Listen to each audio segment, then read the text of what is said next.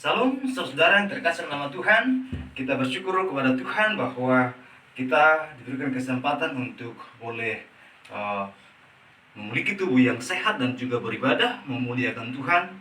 Dan saat ini saya mengajak kita untuk kita merenungkan firman Tuhan.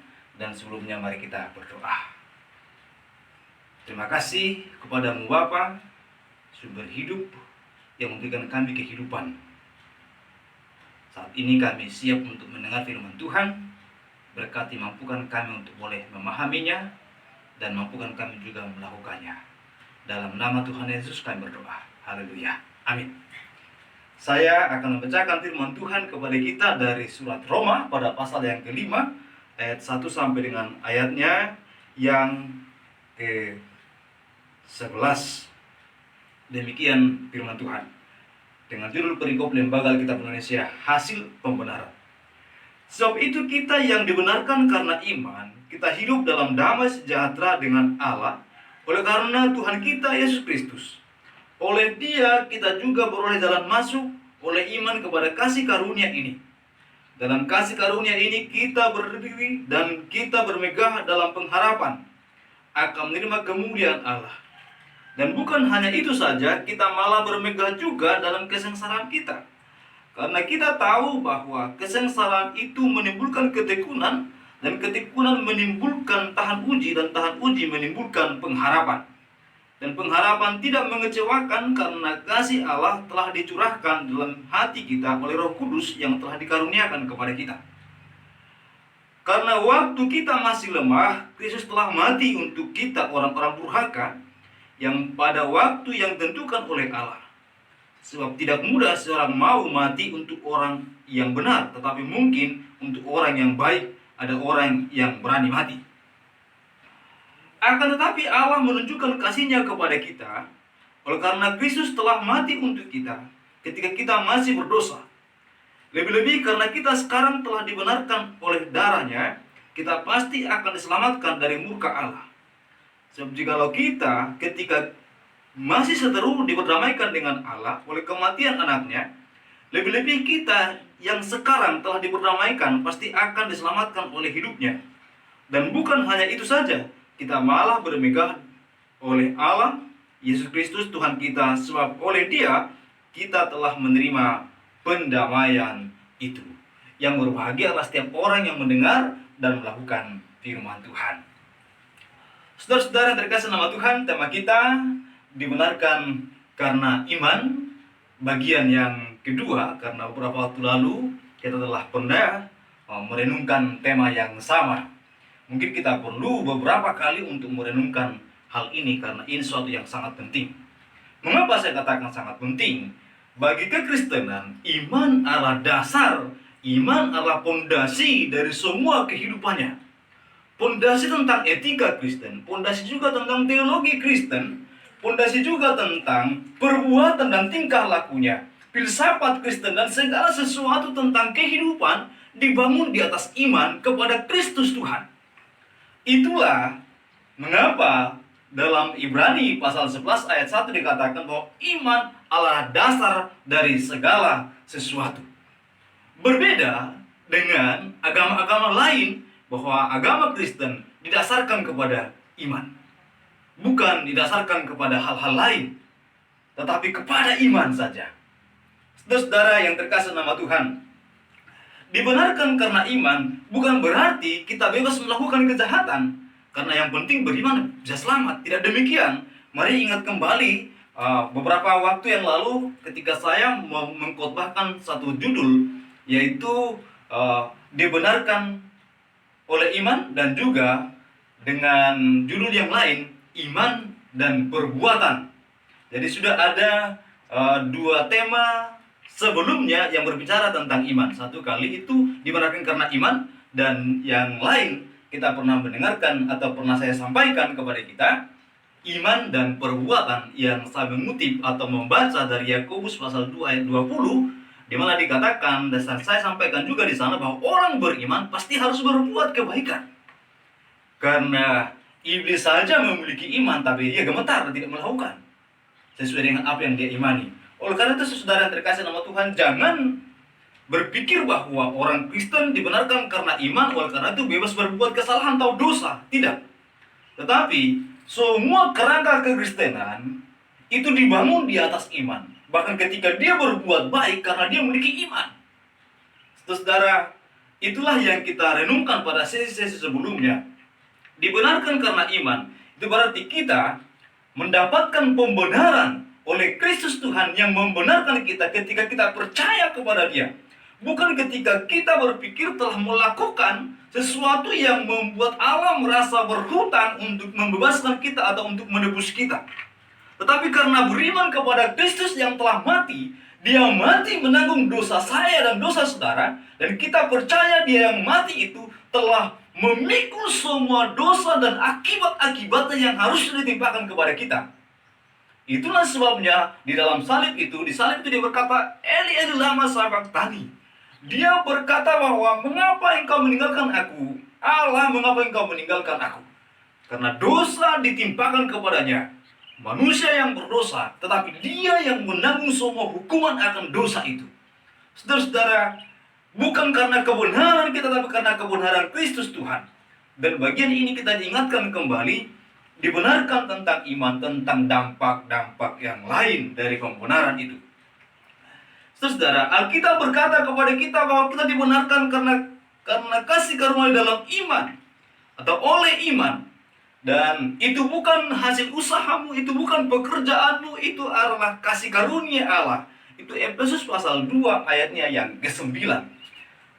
Oleh karena itu, saudara yang terkasih nama Tuhan, jika ternyata kita tidak dapat membenarkan diri kita dengan perbuatan kita, dan kitab Roma begitu jelas menyampaikan kepada kita bahwa semua manusia berdosa, tidak ada yang mencari Allah, semua manusia telah kehilangan kemuliaan Allah, tidak ada yang dapat membenarkan dirinya sendiri, semua berdosa. Dan saudara-saudara, itu berarti kita dengan begitu baiknya kita pun, jika kita berpikir kita baik, itu tidak akan mampu untuk menebus atau untuk menghapuskan dosa-dosa kita. Karena pada hakikatnya semua manusia telah berdosa, tidak ada yang berakal budi, tidak ada yang mencari Allah. Semua berdosa dan kehilangan kemuliaan Allah. Dan kita berkata, dosa hukumannya adalah maut. Saudara yang terkasih nama Tuhan, hari ini kita merenungkan firman Tuhan bahwa kita diselamatkan karena anugerah Tuhan. Kita dibenarkan karena beriman kepada Kristus Tuhan. Yang sebelumnya kita harusnya dimurkai karena perbuatan dan dosa-dosa kita, tapi karena kita beriman kepada Kristus Tuhan, maka kebenarannya diperhitungkan kepada kita. Bukan kebenaran kita, tapi kebenaran Kristus yang diperhitungkan kepada kita. Hal itu mengakibatkan perubahan posisi. Posisi yang tadinya kita akan mendapatkan hukuman, pada hukuman yang kekal, digantikan dengan posisi telah mendapatkan pengampunan, telah mendapatkan penebusan, telah mendapatkan anugerah, dan telah mendapatkan keselamatan, sehingga kita tidak lagi menjadi orang yang terhukumkan, karena hukuman kita telah lunas ditanggung dalam Kristus Tuhan. Tapi kita menjadi orang yang mendapatkan pengampunan, itu keselamatan, surga yang kekal menjadi bagian kita. Saudara-saudara yang terkasih nama Tuhan, murka Allah akan diberikan kepada setiap orang yang berdosa. Tetapi orang yang telah dibenarkan karena iman mendapatkan kasih karunia. Di dalam bagian ini kita diingatkan kembali bahwa damai sejahtera, pada pasal 5 ayat 1 ini, damai sejahtera menjadi milik kepunyaan orang yang beriman kepada Tuhan.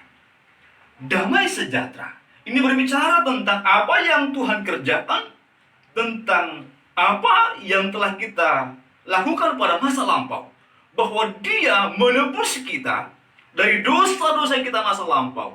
Jadi damai sejahtera mengatasi atau menyelesaikan masalah-masa lalu kita, masa lalu yang dipenuhi dengan dosa kita, akhirnya ditebus, dihapuskan dalam Kristus Tuhan, dan kita memiliki damai sejahtera dengan Allah.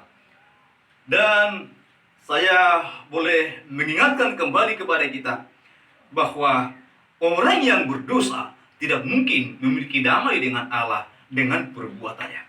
Murka Allah akan terus ada pada setiap orang yang melakukan dosa. Tetapi ketika dia telah dibenarkan, dia berada di dalam kasih kemurahan Tuhan. Kita ingat kembali bahwa Roma pasal 5 ayat 10, 8 ayat 7 yang mengatakan kepada kita bahwa Allah murka terhadap orang yang berdosa.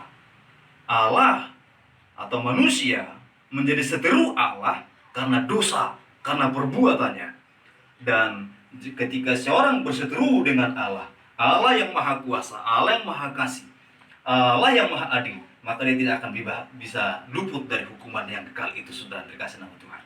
Tapi ketika pembenaran itu, ketika Anda dibenarkan, ketika Anda diampuni, hari itu pula maka dosa Anda dihapuskan, dan sehingga Anda layak menerima kemurahannya, keselamatan yang diberikan kepada kita. Saudara-saudara yang terkasih nama Tuhan, Yesaya menegaskan dalam Yesaya pada pasal 48 ayat 22 mengatakan, tidak ada damai sejahtera bagi orang yang fasik. Tidak ada damai bagi orang yang fasik, tidak ada damai bagi orang yang berdosa.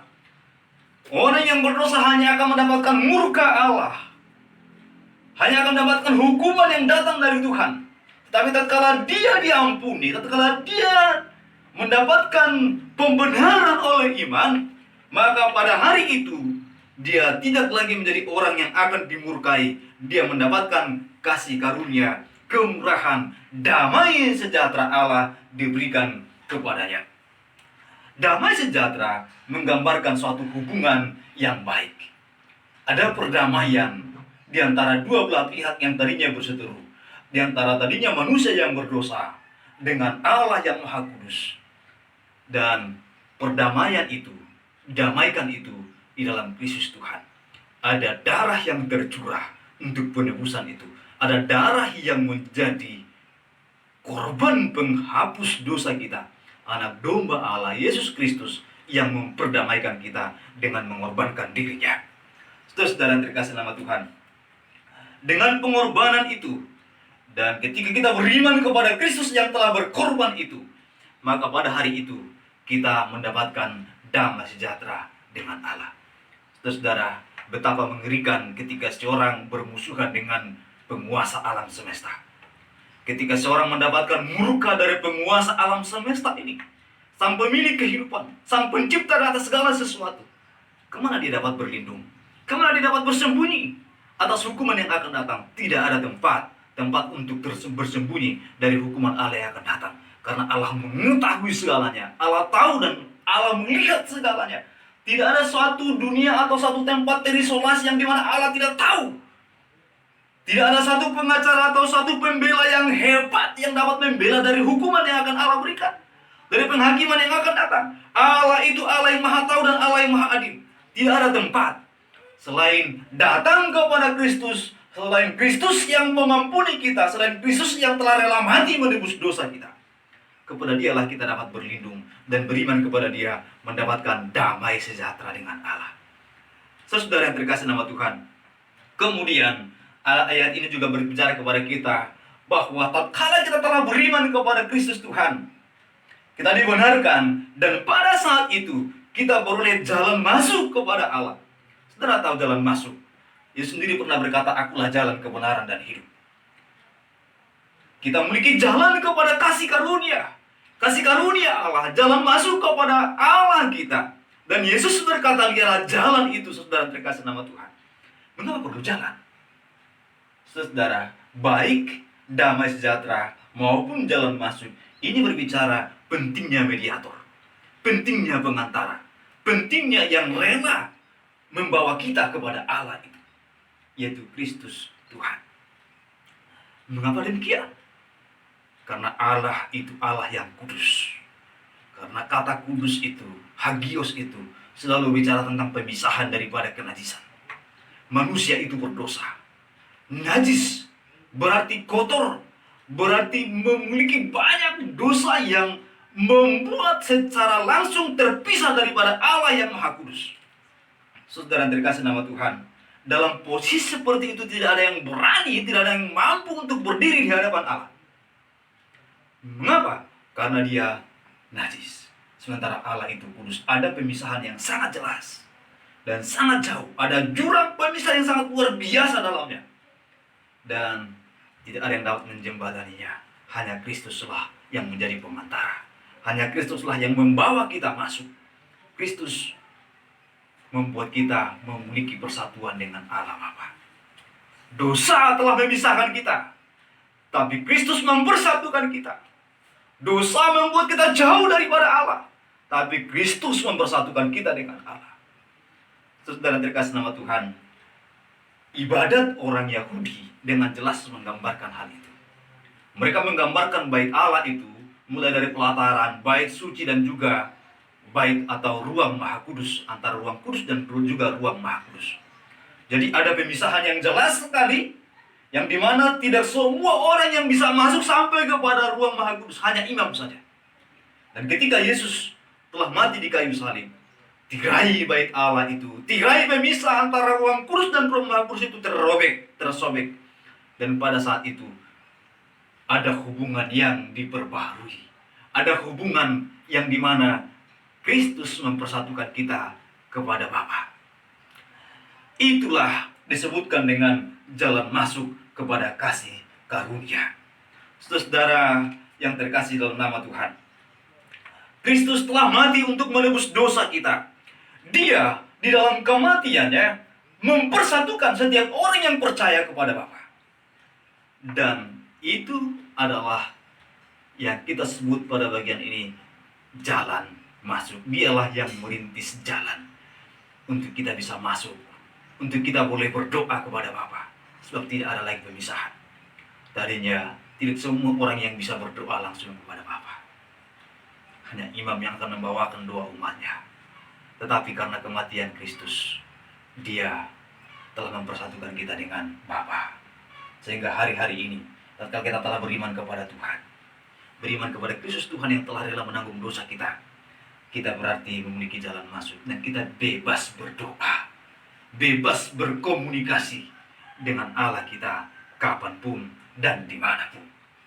Saudara-saudara yang terkasih nama Tuhan, Yesus mati menebus dosa kita, dan kita beriman kepada Dia yang telah rela berkorban itu. Dan iman itu membuat kita mendapatkan pembenaran. Mendapatkan pembenaran karena ternyata saya tidak mampu menebus dosa saya. Saya tidak mampu menebus setiap dosa dan pelanggaran, dan saya juga tidak akan mungkin mampu menanggung hukuman atas seluruh perbuatanku. Tapi Kristus telah menanggungnya. Kristus telah rela mati bagi saya. Pembenaran yang diberikan melalui iman kepada Kristus Tuhan. Saudara-saudara, Yesus berbicara dalam bagian ini ketika dikatakan Yesus menjadi jalan masuk, beriman itu menjadi jalan masuk kepada Allah. Ini berbicara tentang masa kini. Kalau damai sejahtera mengurus masa lampau kita, dosa-dosa kita yang lampau, dan jalan masuk itu mengurus masa kini, kita bisa terus berkomunikasi dengan Allah. Dan kemudian dikatakan juga pada bagian ini bahwa dengan pembenaran karena iman, kita memiliki pengharapan. Ini berbicara tentang hari depan. Harapan berarti sesuatu yang akan datang. Jadi saudara yang terkasih nama Tuhan, pembenaran karena iman ini memiliki dampak kepada masa lalu, memiliki dampak juga pada masa kini, memiliki dampak juga kepada masa depan. Karena masa depan kita akan mendapatkan kemuliaan Allah. Kita mengharapkan kemuliaan Allah yang diberikan kepada kita. Itulah yang dikatakan bagian ini kepada kita. Ada pengharapan bahwa kemuliaan Allah dinyatakan kepada kita. Kita boleh memiliki kemuliaan Allah dalam hidup kita. Manusia dengan segala perbuatannya yang jahat tidak ada kemuliaan baginya. Kalaupun ada kemuliaan-kemuliaan yang semu, kemuliaan yang tidak 100%, kemuliaan yang bercampur dengan begitu banyak noda akan dosa dan kejahatan. Tetapi kemuliaan yang akan Tuhan berikan kepada kita adalah kemuliaan yang datangnya sendiri daripada Allah. Saudara-saudara terkasih nama Tuhan, kemudian dikatakan kita juga akan menikmati kehidupan yang bermegah di dalam Kristus Tuhan, bukan bermegah di dalam perbuatan kita. Bahkan dikatakan di dalam kehidupan yang seperti itu, kehidupan yang dimana Allah mengurus masa lampau, masa kini dan juga masa depan. Tapi ayat ini juga berbicara bahwa tatkala kita masih di dunia ini, kita masih mungkin mendapatkan kesengsaraan. Orang yang beriman kepada Kristus Tuhan, orang yang telah beriman itu mendapatkan pembenaran, keselamatan dan janji akan kemuliaan diberikan kepadanya. Ada pengharapan baginya untuk hari depan yang mulia, yaitu di surga kelak. Tetapi saudara terkasih nama Tuhan, selama di dunia ini masih mungkin menghadapi yang namanya kesengsaraan. Tetapi kesengsaraan yang digambarkan pada ayat ini kepada kita, kesengsaraan yang tidak akan membawa kita kepada kejatuhan dan tidak berdaya, tapi kesengsaraan yang membuat kita akan justru semakin dekat kepada Tuhan. Dan kesengsaraan ini sebenarnya kalau digambarkan dalam bahasa Latinnya itu tribulum atau tribulation. Itu seperti kayu yang ditancapi paku-paku untuk memisahkan gandum dengan batangnya. Dan itu berarti dipukul dengan begitu hebat. Dan kata tribulation itu sendiri itu seperti menguliti, saudara terkasih nama Tuhan, menguliti gandum.